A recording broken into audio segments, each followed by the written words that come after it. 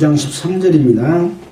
여섯째 천사가 나팔을 불매 내가 들으니 하나님 앞 금단 네 뿔에서 한 음성이 나서 여섯째 천사에게 말하기를 큰 강 유브라데에 결박한 네 천사를 놓아주라 하매 네 천사가 놓였으니 그들은 그 연월 일시에 이르러 사람 3분의 1을 죽이기로 예비한 자들이더라.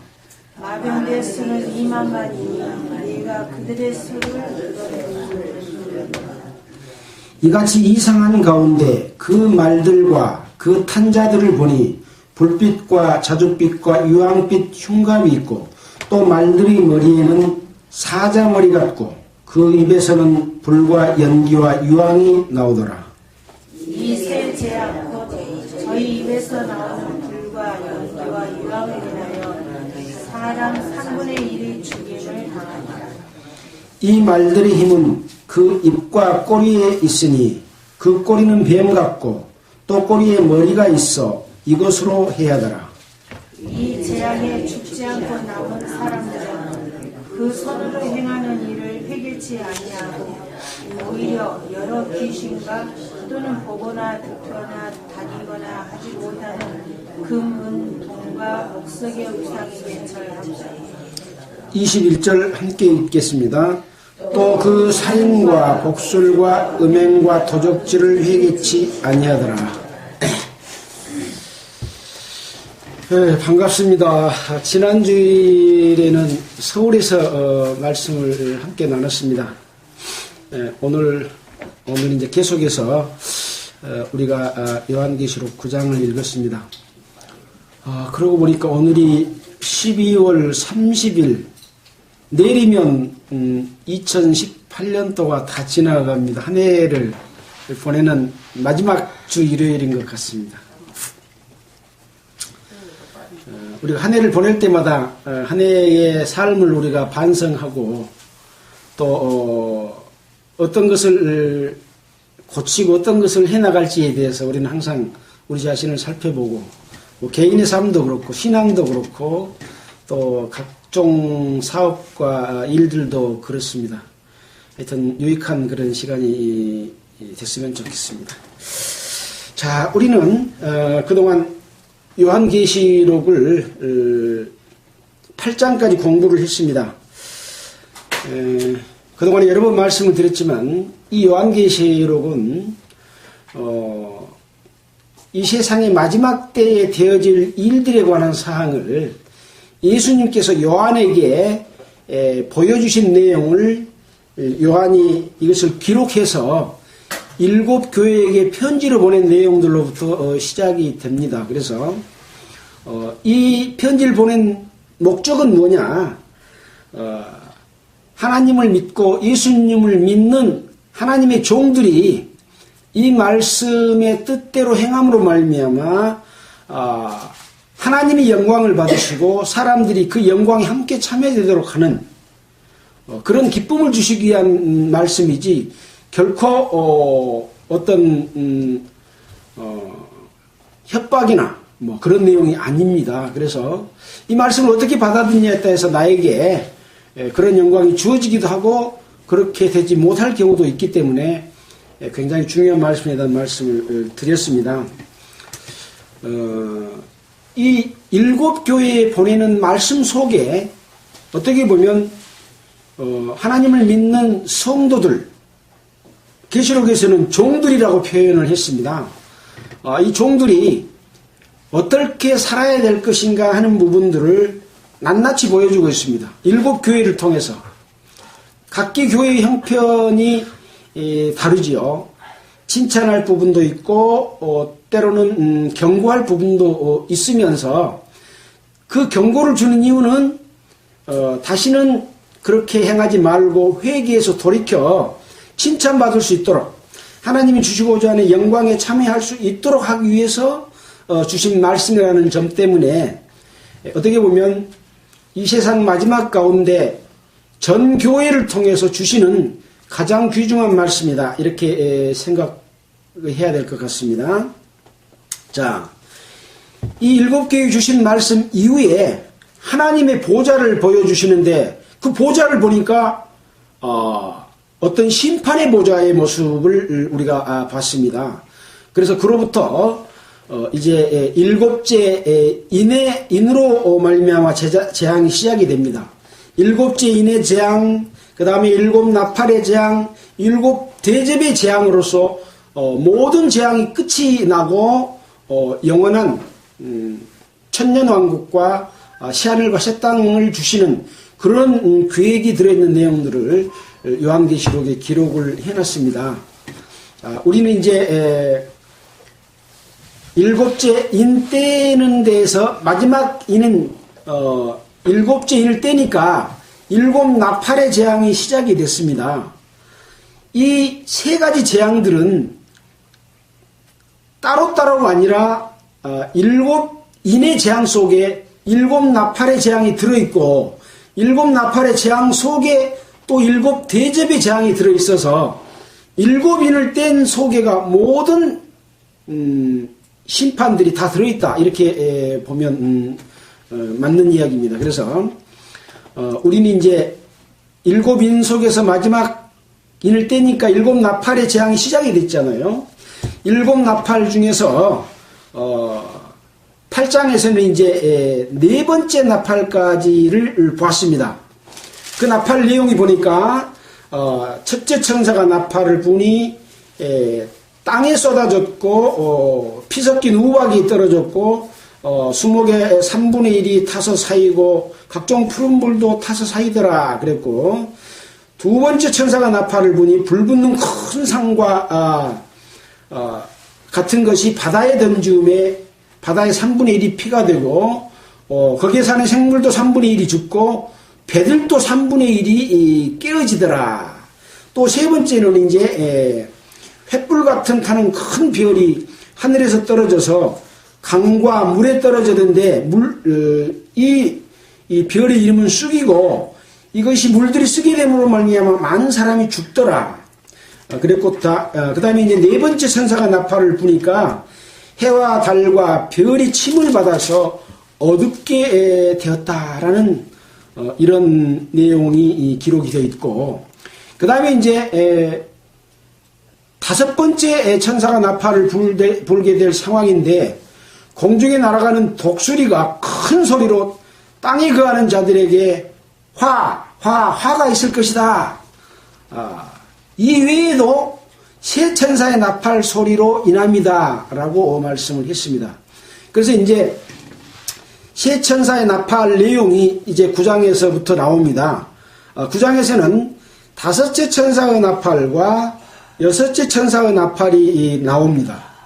자, 오늘 읽었던 내용이 이제 다섯째 천사가 나팔을 부니까 그러면 어떤 상황이 일어나는가를 우리가 함께 살펴보도록 하겠습니다. 9장 1절입니다. 다섯째 천사가 나팔을 불매 내가 보니 하늘에서 땅에 떨어진 별 하나가 있는데 저가 무저갱의 열쇠를 받았더라. 다섯째 천사가 나팔을 부니까 하늘에서 떨어진 별 하나를 봤습니다. 근데 그 별이 무저갱의 열쇠를 받았다 이렇게 기록을 하고 있습니다.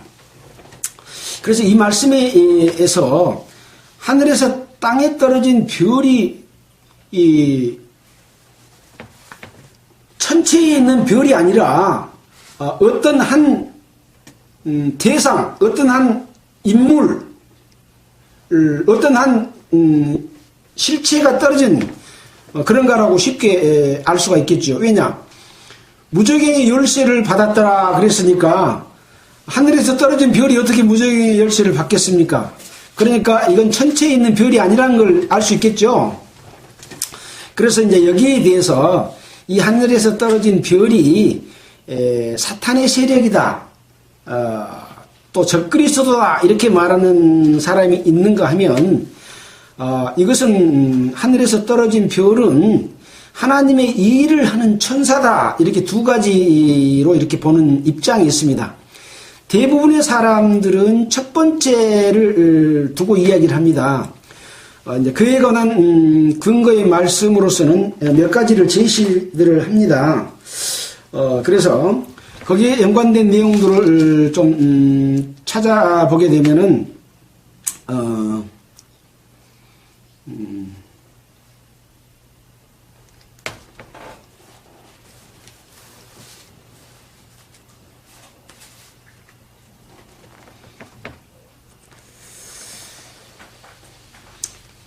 12장 7절을 한번 보겠습니다. 12장 7절. 요한계시록 12장 7절에는 이런 말씀이 있습니다. 하늘에 전쟁이 있으니 미가엘과 그의 사자들이 영으로 더불어 싸울세 그의 사자들도 싸우나 이기지 못하여 다시 하늘에서 저희 있을 곳을 얻지 못한지라. 큰 용이 내어 쫓기니 에뱀 곧 마귀라고도 하고 사단이라고도 하는 온 천하를 꿰는 자라. 땅으로 내어 쫓기니 그의 사자들도 저와 함께 내어 쫓기니라. 이렇게 해서 하늘에서 미가엘 천사에게 내어 쫓긴 그 용, 바로 그가 하늘에서 떨어진 별이다. 이렇게 이야기하는 또 입장이 있습니다. 또 누가복음 10장 18절에 보면 예수님께서 70인의 제자들이 이제 전도 여행을 마치고 돌아와서 우리가 말을 하니까 마귀를 또 우리에게 순복하더이다 라고 말하니까 예수님께서 내가 사탄이 하늘에서 번개같이 떨어지는 것을 보았다 이렇게 말씀을 하신 예수님의 말씀도 있어서 이러한 내용들은 사탄이 이 떨어진 별이다 라고 하는 이렇게 말씀을 해주고 있습니다. 자, 그런데 20장 1절을 한번 보겠습니다. 요한계시록 20장 1절에는 또 이런 말씀이 있습니다.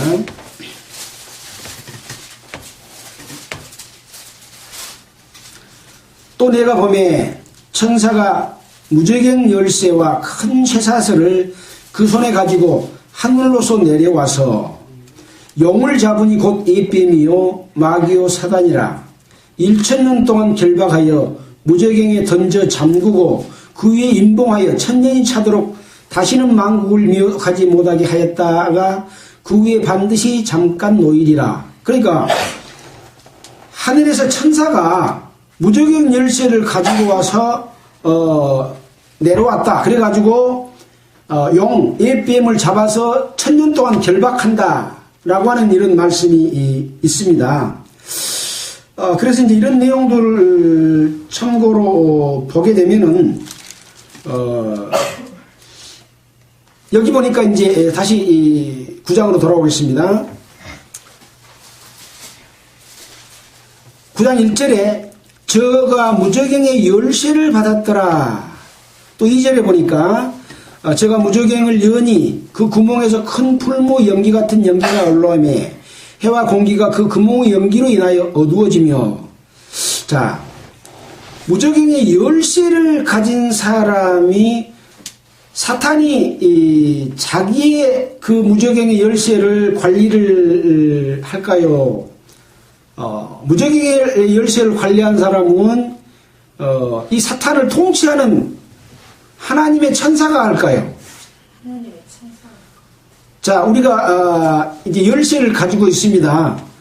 열쇠로 이제 그 감옥에 들어있는 그 죄수들을 가다 놓는데 죄수가 열쇠를 관리합니까? 이 법무부에서 정한 간수가 그걸 관리합니까? 관수가 관리해야 되죠. 사탄이 죄수가 자기 열쇠를 관리하면 열고 나가버리잖아요. 그런 입장에서 이 하늘에서 떨어진 별, 무저갱의 열쇠를 받은 사람은 하나님의 일을 하는 천사지 않는가, 이렇게 보는 입장이 있습니다. 저도 이것을 여러 군데를 찾아봤는데 이제 이게 뭐 이거 다툴 일은 아닙니다. 하나님이 관리하던 자기들이 이제 여기 무저갱에서 나오는 이제 황충들이 나오고 막 그러는데 뒤에 보면 이 무저갱에 들어있는 자들의 임금은 누구냐? 바로 무저갱에 사자가 있는데 그 이름은 아바돈이요 아볼루온이다. 그러니까 이 악령들의 임금이 있는 거죠.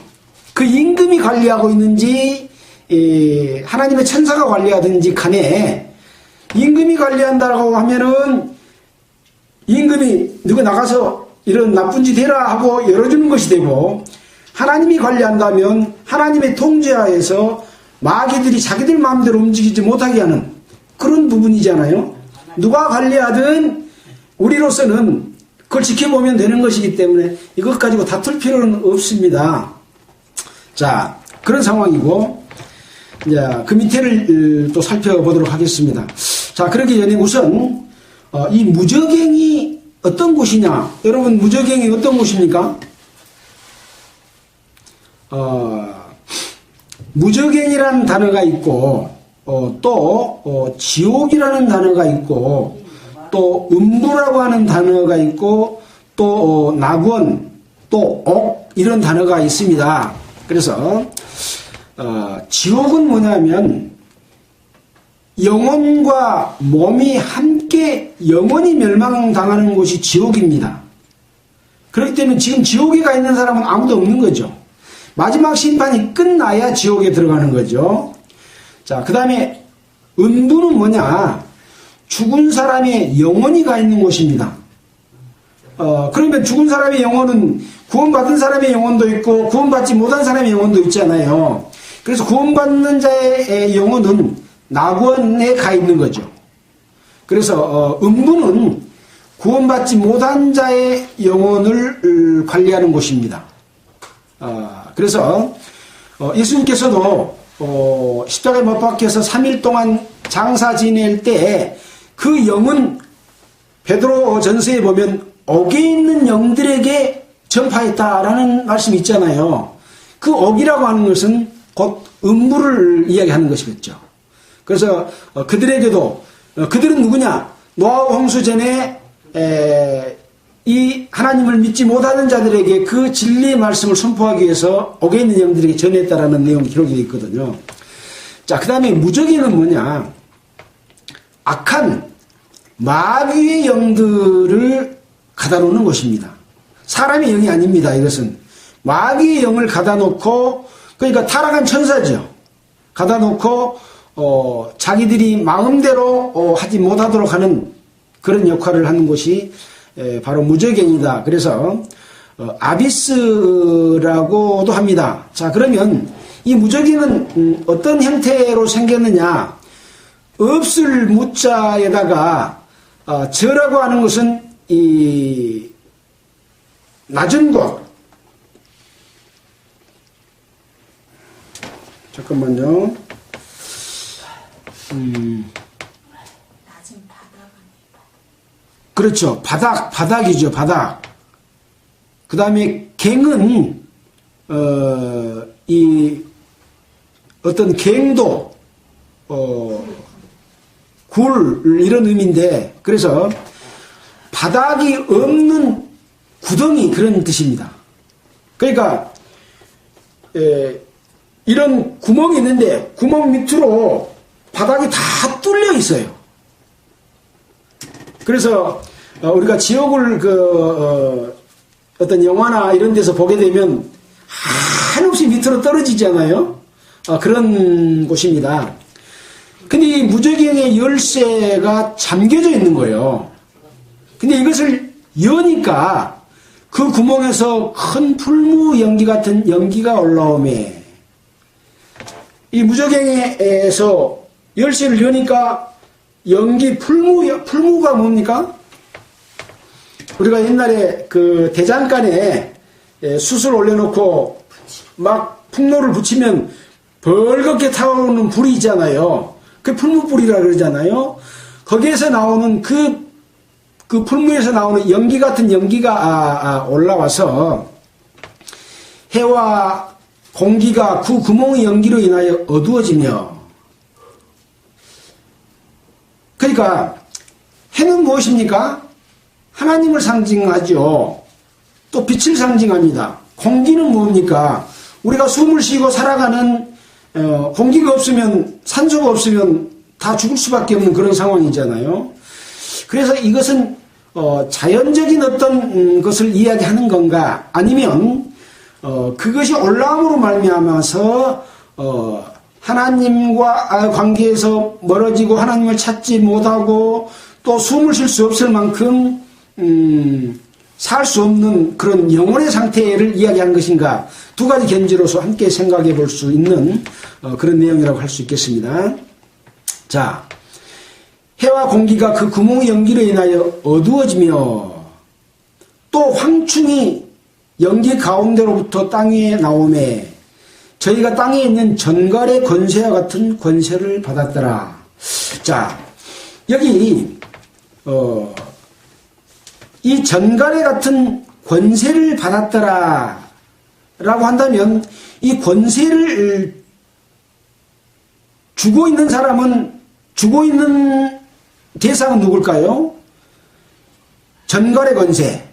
물론 전체적으로는 하나님의 계획 속에 있는 뭐 영계의 세계나 이 지상의 세계도 마찬가지겠습니다만은 그런 상황이지만, 타락한 천사는 이 마귀들의 왕으로서, 무저경의 사자로서 자기들을 관리하는 어떤 권세를 준 사람들이, 준 대상들이 있겠죠.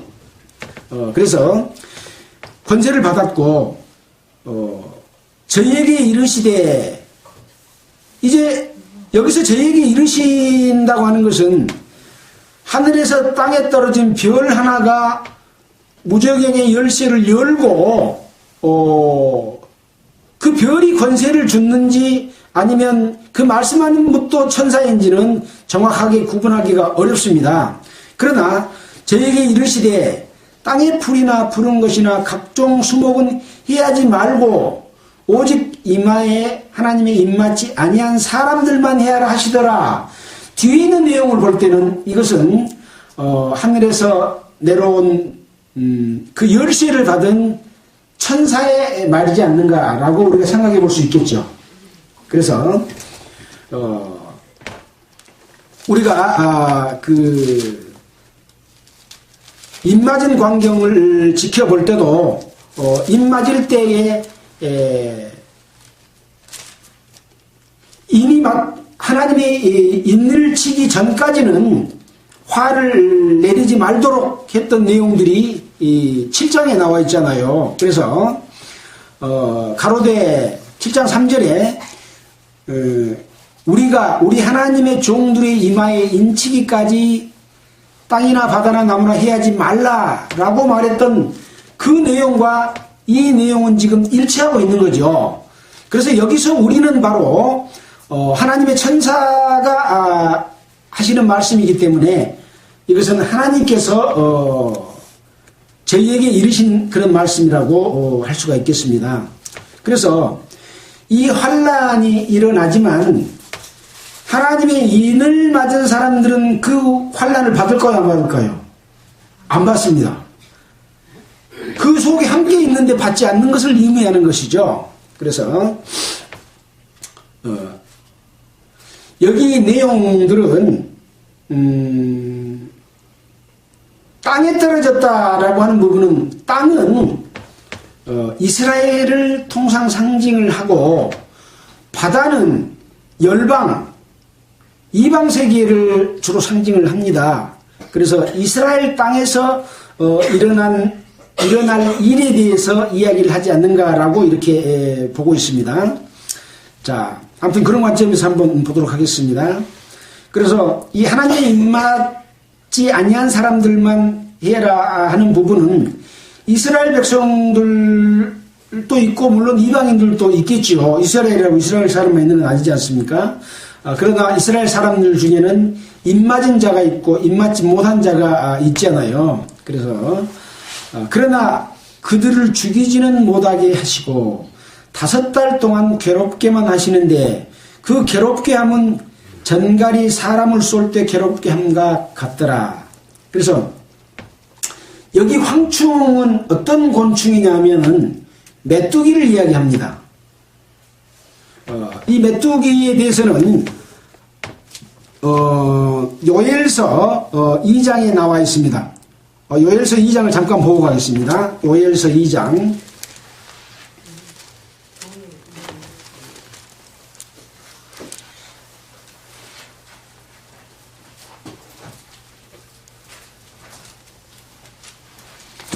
요엘서 2장 1절부터 보게 되면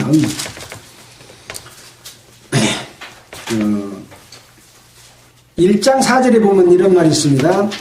팥종이가 남긴 것을 메뚜기가 먹고 메뚜기가 남긴 것을 느시 먹고 느시 남긴 것을 황충이 먹었도다. 전부 지금 곤충에 관한 이야기인데요. 이제 2장에 보면 시온에서 나팔을 불며 나의 성산에서 호각을 불어 이 땅 거민으로 다 떨게 할지니 이는 여호와의 날이 이르게 됨이니라. 이제 임박하였으니 곧 어둡고 캄캄한 날이요. 아까 어둡고 어둡다 그랬지요. 캄캄한 날이요. 빽빽한 구름이 끼인 날이라. 새벽빛이 산 꼭대기에 덮인 것과 같으니 이는 많고 강한 백성이 이르렀습니다. 이 같은 것이 자고 이래로 없었고 이후 세세 없으리로다. 그래서 이제 4절에 보면 이 메뚜기의 모양이 나와 있습니다. 그 모양은 말 같고 그 달리는 것은 기병 같으며 그들의 산 꼭대기에서 뛰는 소리가 병고 소리와 같고 불꽃이 초계를 사르는 소리와 같으며 강한 군사가 항호를 벌이고 싸우는 것 같으니 그 앞에서 만민이 송구하여하며 무리의 낯빛이 하얘졌도다. 그들이 용사같이 달리며 무사같이 성을 더위 잡고 오르며 각기 자기 길로 행하되 그 항호를 어기지 아니하며 피차에 부딪히지 아니하고 각기 자기 길로 행하며 병기를 충돌하고 나아가서 상치 아니하며 성중에 뛰어들어가며 성에 달리며 집 위에 더위 잡고 오르며 도적같이 창으로 들어가니 그 앞에 땅이 진동하며 하늘이 떨며 일월이 캄캄하며 별들이 빛을 거두도다. 이것은 메뚜기 때가 왔을 때 일어날 일에 대해서 요엘서에 요한계시록의 내용과 같은 내용을 기록을 해놓은 내용입니다. 그래서 여기 이 황충은 메뚜기인데 메뚜기는 원래 뭘 먹고 살아요? 풀을 먹고 살잖아요. 근데 풀을 먹는 게 아니라 이 메뚜기는 땅에 있는 정갈의 권세와 같은 권세를 받았더라. 그래서 이 정갈한테 쏘임을 당해본 사람은 여기 없죠. 쏘면은 그 통증이 엄청나게 아파서 그 고통을 견딜 수 없을 만큼 심하게 그 고통을 느끼고 이 정갈이 쏘는 독으로 말미암아 사람이 죽게 되는 그런 아주 독이 강한 그런 곤충이죠. 이런 그 쏘는 권세를 받았다는 거예요. 그래서 5달 동안 괴롭게 하는데 그들을 죽이지는 못하게 하시는 거예요. 그러니까 고통은 있는데 죽지 못하는 고통이 지속되는 그런 고통은 우리가 가히 상상할 수도 없고 우리가 이제 고통을 이야기할 때 산모의 그 통증을 이야기를 합니다. 그 통증은 애기가 응애하고 나오면 그 기쁨 때문에 통증을 언제 내가 아팠을까 그렇게 다 잊어버린다 그러잖아요. 근데 이 고통은 그 고통이 끊임없이 이어지는 그런 고통이기 때문에 죽고 싶어도 죽지 못하는 그런 내용이 이제 뒤에 나오게 됩니다. 더 보고 얘기해 보겠습니다. 그 괴롭게 함은 정갈이 사람을 쏠 때 괴롭게 함과 같더라. 그날에는 사람들이 죽기를 구하여도 얻지 못하고 죽고 싶으나 죽음이 저희를 피하리로다. 이런 그 고통을 당하게 되는데 우리가 그 영화에서 보면 총을 맞고 고통 중에 있을 때 제발 나를 좀 쏴서 나를 죽여주라 그런 장면들이 나오잖아요. 그래서 자기의 가깝게 있었던 그 전우 또 자기 형제를 총으로 쏴서 얼른 죽게 해주는 그런 광경들도 나오잖아요. 도저히 살릴 수 있는 그런 상황이 되지 못하고 어차피 혼자 놔두고 고통을 당하니 차라리 그 고통을 당하지 말고 죽어라 그렇게 해서 쏴주는 경우도 있어요. 뭐 서부 영화에도 그런 게 많이 나옵니다만은 그런 그 상황인데 죽지 못하는 거죠. 그래서 이런 고통을 당할 것을 말씀해 주고 있습니다. 근데 이 고통을 주는 자가 누구냐? 황충이고 이 황충의 두목은 마귀거든요. 무저갱의 사자거든요.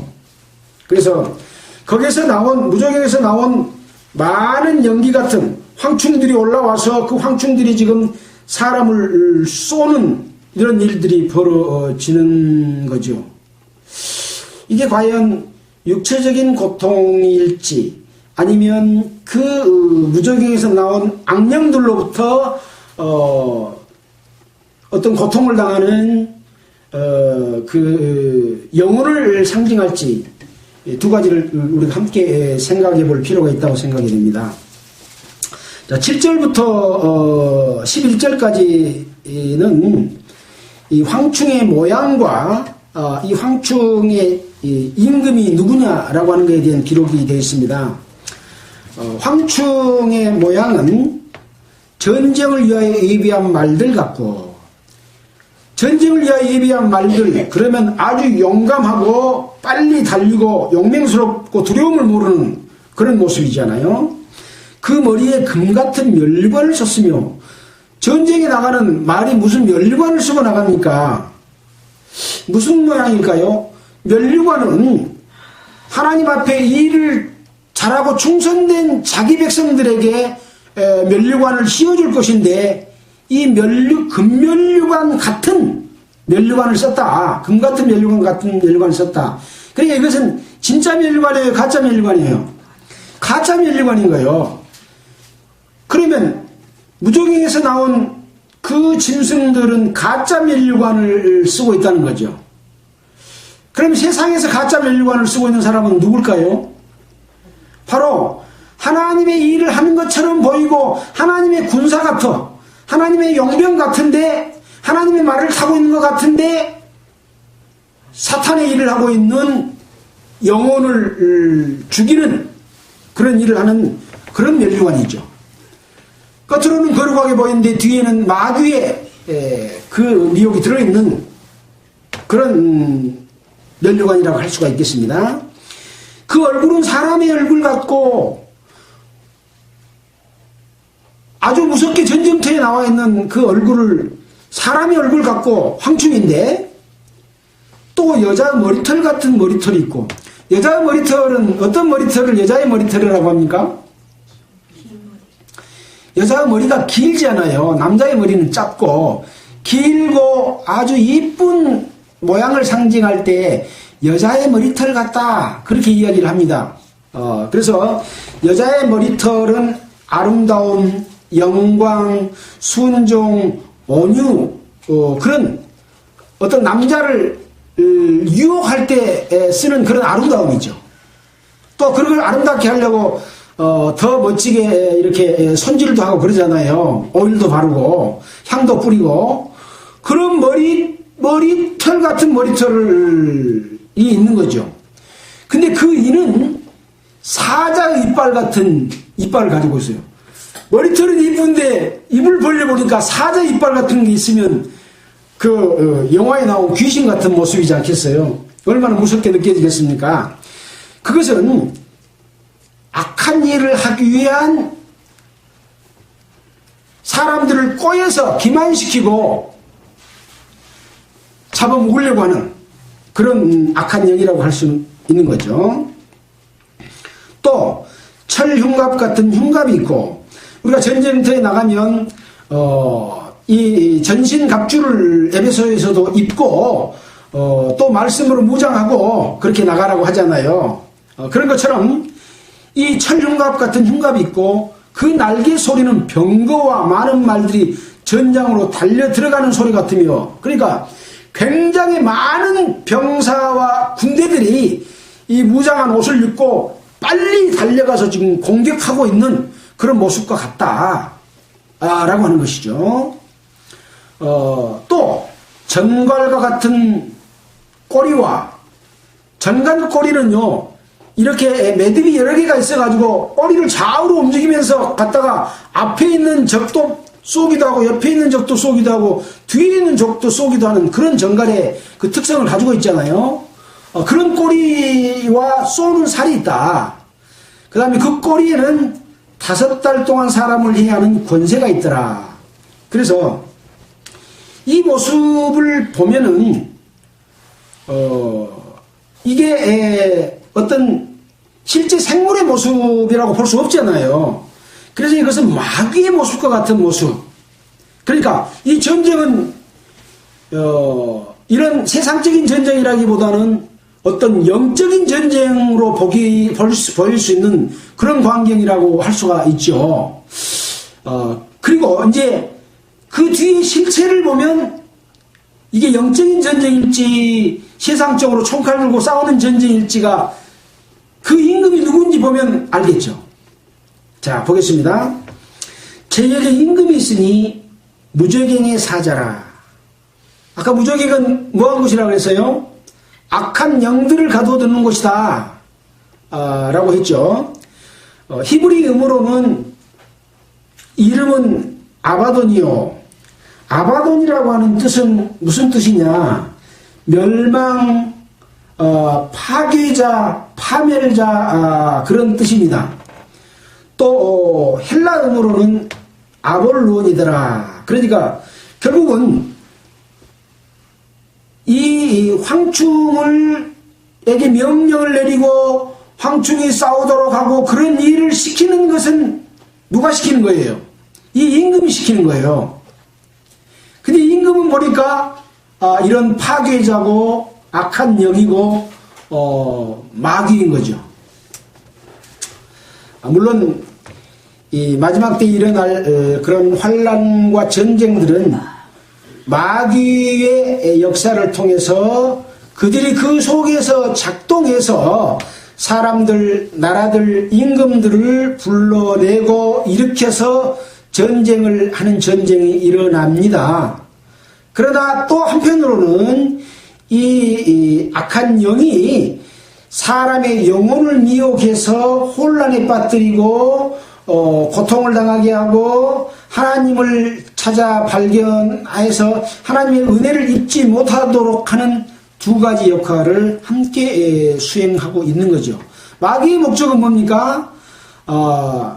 하나님을 믿는 자들을 믿지 못하게 하고 자기 편으로 끌어들여서 함께 멸망하고자 하는 것이 마귀의 목적이거든요.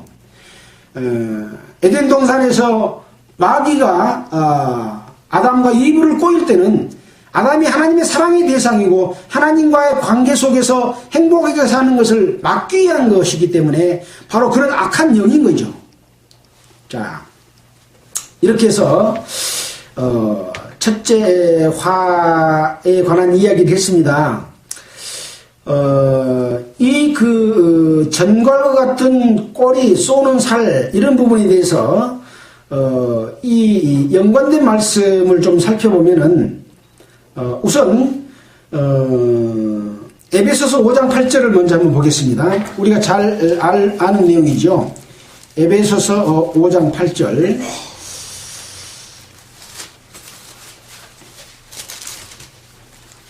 에베소서 5장 8절에는 이런 말씀이 기록이 되어 있습니다.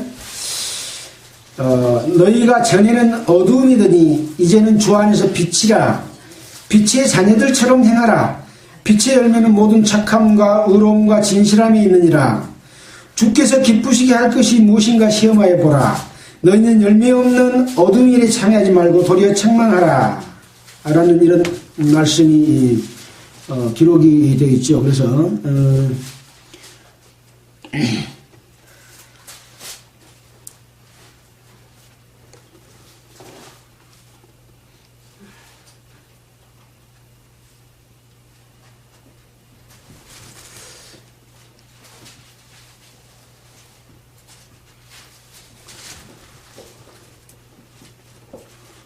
또 우는 사자같이 그 내용이 5장 8절이 아니네요.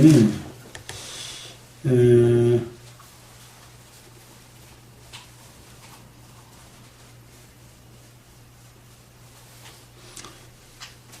6장 10절을 좀 볼까요? 정말로 너희가 주 안에서와 그의 힘의 능력으로 강건해지고 마귀의 계계를 능히 대적하기 위하여 하나님의 전신갑주를 입으라. 우리의 씨름은 혈과 육에 대한 것이 아니요 정사와 권세와 이 어두움의 세상 주관자들과 하늘에 있는 악의 영들에 대함이라. 그러므로 하나님의 전신갑주를 취하라. 그리고 밑에 이제 구원의 투구 성령이 곧 하나님의 말씀을 가지라. 이런 내용으로 봤을 때 이 에베소에 나와 있는 말씀은 우리가 하나님의 전신갑주를 입고 마귀와 싸우는 것이고, 계시록에 나와 있는 이 황충이 완전 무장을 하고 병사와 날개를 달고 빨리 달리고 항우를 이탈하지 아니하고 일사불란하게 공격하고 있는 이 공격은 악한 영이 사람들을 공격하는 그러한 공격인 거죠. 그래서 이제 그 두 전쟁이 이제 붙는 그런 내용을 상상할 수가 있겠죠. 자, 이 꼬리에 대한 부분이 이사야 9장 15절로 16절에가 기록이 되어 있습니다. 이사야 9장 15절 16절 제가 찾아서 읽겠습니다. 9장 15절로 16절에 보면 주님께서 이스라엘을 벌하실 때의 내용이 기록이 되어 있습니다. 13절로부터 보면 이 백성이 오히려 자기들을 치시는 자에게로 돌아오지 아니하며 만군의 여호와를 찾지 아니하도다. 이러므로 여호와께서 하루 사이에 이스라엘 중에 머리와 꼬리며 종려가지와 갈대를 끊으시리니 머리는 곧 장로와 존귀한 자요 꼬리는 곧 거짓말을 가르치는 선지자라. 꼬리가 뭐라고요? 거짓말을 가르치는 선지자다 라고 하니까 이 전갈의 꼬리는 쏘는 살이 있어요. 거짓말을 가르치는 선지자의 그 꼬리에서 쏘는 살은 어떤 살이겠어요? 하나님을 대적하도록 하는 미혹하는 그런 어떤 쏘는 살이겠죠. 거짓 선지자가 쏠 때는 침으로 쏜 거 아니라 말로 쏘잖아요. 말로 쏠 때는 톡 쏘면 누가 받아들이겠습니까? 아주 부드럽고 아까 여자의 그 아름다운 머릿결과 같은 말로 좋은 말로 해서 속여서 쏘는데 그 살을 맞으면 그 영혼이 죽는, 하나님을 찾지 못하고 지옥에 갈 수밖에 없는 그런 상황으로 되는 거죠. 그래서 이 꼬리라고 하는 것은 이 영적으로 해석하고 했을 때는 바로 이 마귀의 거짓 선지자들을 통해서 사람들을 아름다운 말로 미혹하지만 그 말을 듣게 되면 하나님의 은혜에 있지 못하고 마귀를 따르는 그런 내용이죠. 이런 내용에 대해서는 우리가 7교회 보내는 편지 속에서 에베소 교회는 뭐가 문제고, 서머나 교회는 뭐가 문제고, 사대교회는 뭐가 문제고, 빌라델비아 교회는 뭐가 문제고, 라오디아 교회는 뭐가 문제고 하는 내용들을 전부 우리가 공부했잖아요. 바로 사랑을 잃어버리고 또는 발람의 길을 가고 또 이세벨을 따르고 거짓 선지자 노릇하는 이런 모든 일들은 7교회 속에 다 들어있습니다. 그래서 7교회에 보낸 내용을 그 말씀이 뭔지를 알고 돌이켜 회개해서 하나님 안에 거하게 되면 이런 괴로움을 당할 거예요, 안 당할 거예요? 안 당하는 거죠. 물론 이제 예수님을 구주로 영접하고 거듭난 성도들은 주님이 공중 재림하실 때 지상에 있는 모든 성도들이 들림받을 것에 대해서는 데살로니가 전서에 기록이 되어 있고, 또 예수님께서도 마태, 마가, 누가복음에서도 그런 내용들을 기록해서 어느 날 갑자기 공중으로 들려 올라갈 것에 대해서 이야기를 해놓고 있습니다. 그래서 여기 보면 지금 5째 천사, 6째 천사 이런 내용 속에 이방인이 구원받은 성도들이 지금 여기 남아있는 모습은 나타나지 않아요. 그래서 환난 전에 성도들은 구원받고 이 땅에 없을 수 있는 그런 상황 가운데서 이 땅에서 지금 벌어지는 것은 유대인들을 향한 그런 그 마지막 예수님이 직접 나타나셔서 이끌어내시는 그런 모습, 그 환란을 이기고 나온 자들이 끝까지 살아남는 천년왕국에 들어가는 이런 모습들을 기록해 놓고 있습니다. 자, 오늘은 12절까지만 하도록 하겠습니다. 첫째 화는 지나갔으나 보라 아직도 이후에 화 둘이 있으리로다.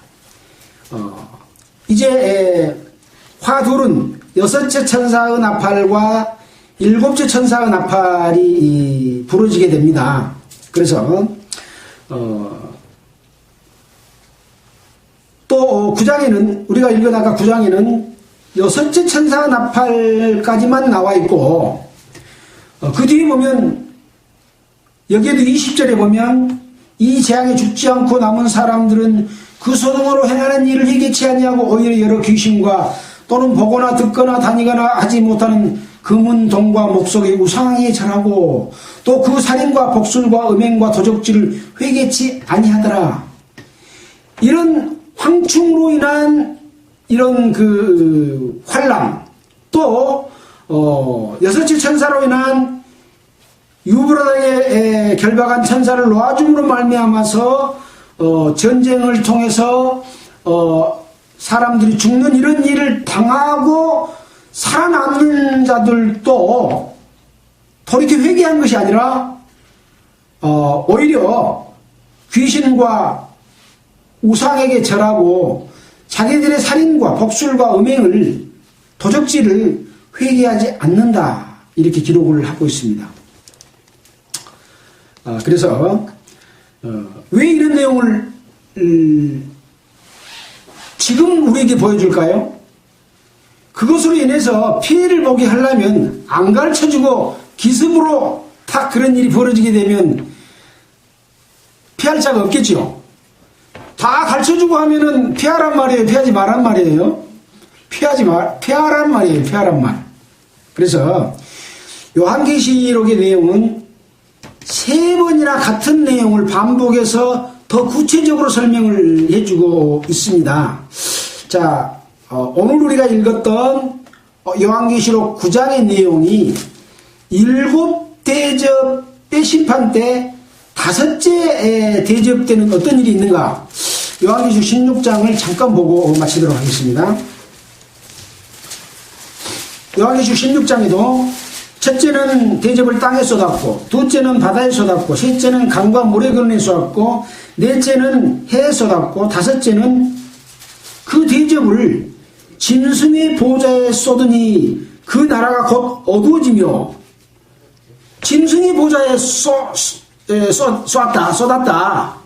그러니까 지금 5째 천사가 나팔 부는 황충으로 인한 이 재앙들은 짐승의 보좌에 쏟으니 그 나라가 어두워지며 사람들이 아파서 자기 혀를 깨물고, 아까 황충이 쏠 때 그 쏘임으로 인해서 인한 고통, 그 고통을 느낀 거죠.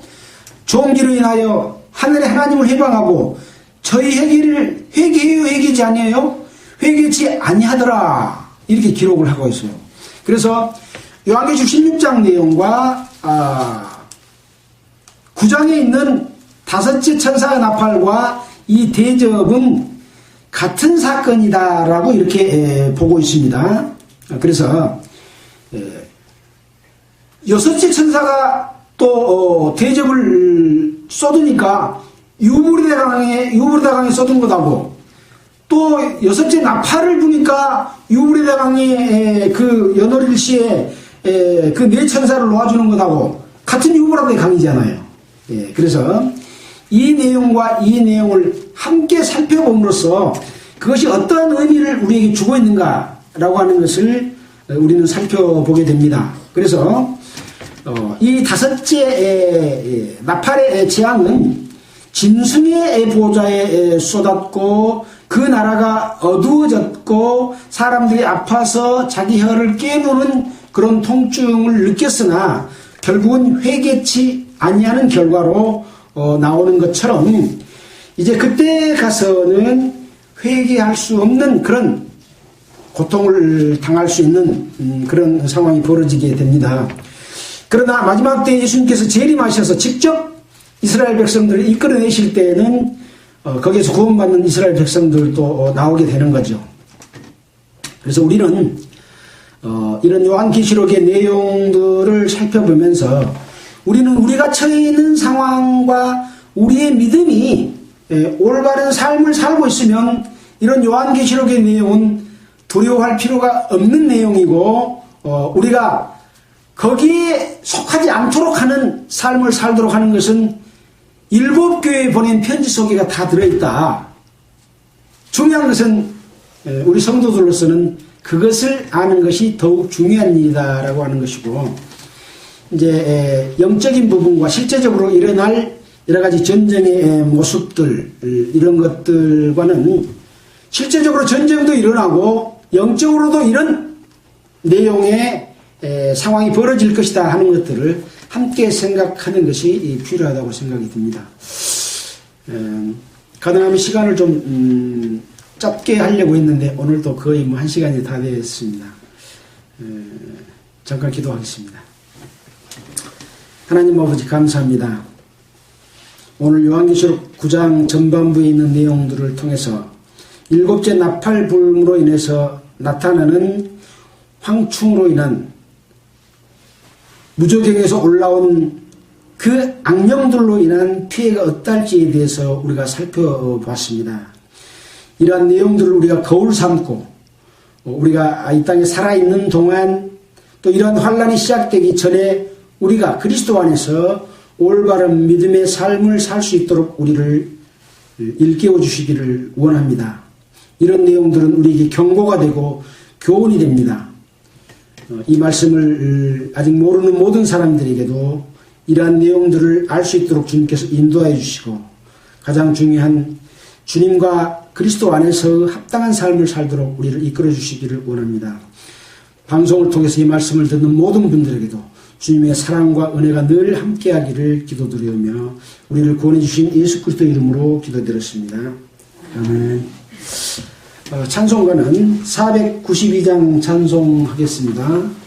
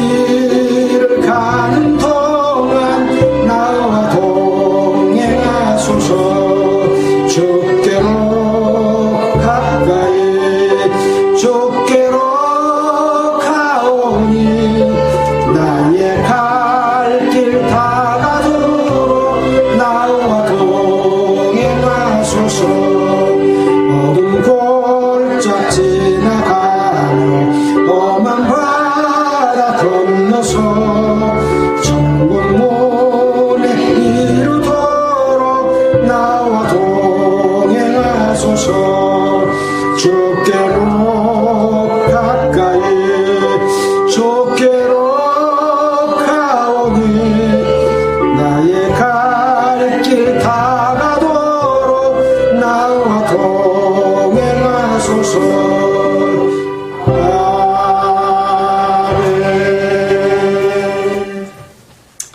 아멘. 광고 말씀 드리겠습니다. 1월 11일부터 2박 3일 동안 이곳에서 아프리카 브라질의 식인종들에게 복음을 전파하셨던 김성준 선교사님을 모시고 우리가 신년 초 수련회 또 복음 전도 집회를 하겠습니다. 함께 기도하고 좋은 결과를 얻을 수 있도록 이렇게 늘 함께 있지만 또 복음을 깨닫지 못하는 영혼들이 있을까 염려되기 때문에 항상 서로를 위해서 기도해 주시고 또 우리 가족들 또 주변에 있는 사람들도 이 복음을 듣고 하나님의 자녀로 태어나서 또 태어난 것도 중요하지만 그리스도 안에서 합당한 뜻 가운데 사는 것이 더욱 중요한 부분이잖아요. 그런 좋은 시간이 될 수 있도록 함께 해주시기를 바랍니다. 여러분 수고하셨습니다. 감사합니다.